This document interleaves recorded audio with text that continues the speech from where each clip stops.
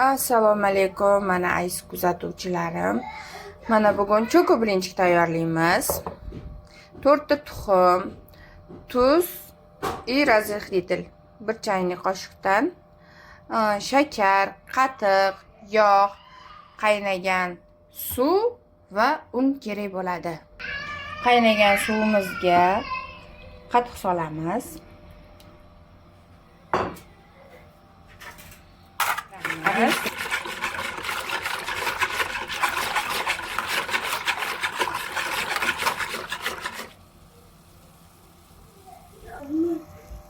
Shakarimizni solamiz.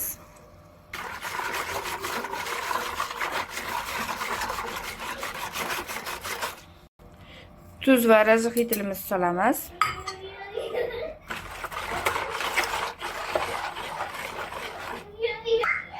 To'rtta tuxumimizni solamiz. Yaxshilab aralashtiramiz.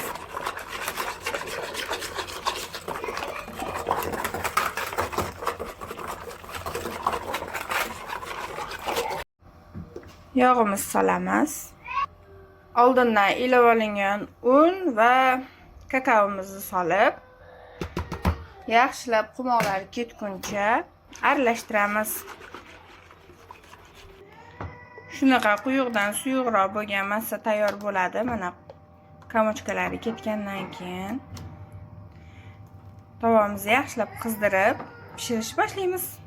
Shunaqa ketma-ketlikda pishirib olamiz. Blinchiklarimizni mana teshichalari ko'p bo'ladi. Har bittasini pishirayotganingizda tovamizni yaxshilab qizdirib olishimiz kerak. Esingizdan chiqmasin. Mana blinchiklarimiz tayyor bo'ldi. Teshikchalari ko'p.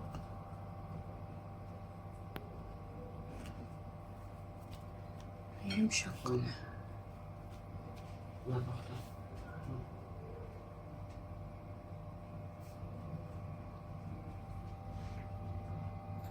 Mana aziz kuzatuvchilarim, mana tayyor cho'ko blinchiklarimiz.